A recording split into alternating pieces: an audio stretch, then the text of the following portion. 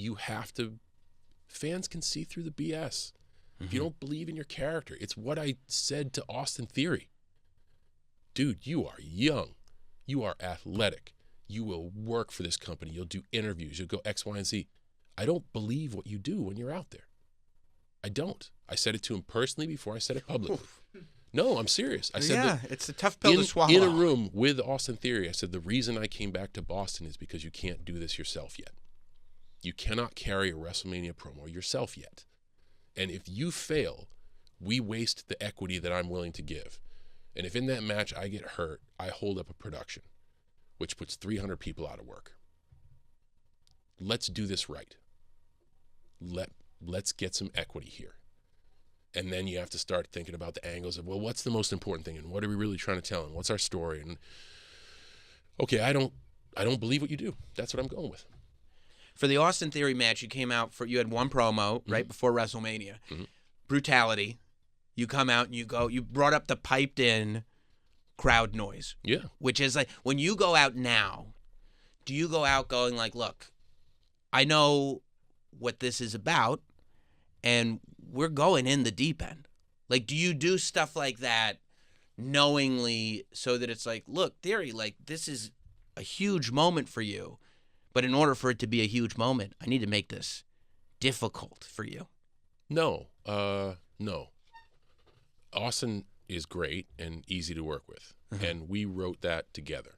He was in every step of the process. And there comes a point where, you need some creative, sometimes people need creative solitude. So they're like, I'm going to go away and write my thing and then come back and run it by you and see if it's okay. And there are some guys who are just like, see you out there. I can dress for weddings or funerals, man. Just tell me what color suit to wear. I don't mind. I respect everyone's process.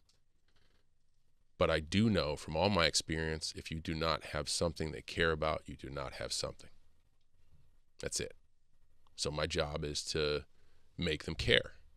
And this is not a process that I just do with Austin Theory. If you track back, and I've missed a bunch of times too. I've tried to care. I've been too quirky at times, tried to be funny and failed, but I'm trying. I'm always trying to make you care. And that's been the way since I was doing raps. Like, people would want to hear the lines, and then people wouldn't want to hear the lines. And like, yeah, you can do your rap thing. I'm just going to kick the crap out of you in the ring. Fine. That doesn't matter. What matters is me making them connect and believe. Because if they believe and maybe they laugh, then they feel sad for me when you kick the crap out of me. And then I can get away with something like, my ethos is persistence, because years from now, people can be like, yeah, that actually kind of is what he does. He just keeps showing up. He's just here a lot. Like, I feel like that's your legacy is the thing. It's like, I've been telling you this is me for all these years, and it's just going to take this many years for you to realize. But that's the thing about authenticity. You can't shake hands with someone for the first time and them know your soul. I'm blessed enough to be able to now, for people to reflect and see like, man, he is authentically that. He authentically has passion for the company. My goal is to authentically leave it better than when I found it. Like, my goal is to pass the torch up. I don't ever want to be talked about generations from now. They should be talking about Roman and whoever follows him and whoever follows him, because that's how it should be. They should be in stadiums instead of arenas every night. Like, that's how it should be. That's the burden that Roman has on his shoulders, but that's the way it's supposed to go. But too many people get caught up in the, I'm this, I'm that. I am a pawn on the chessboard.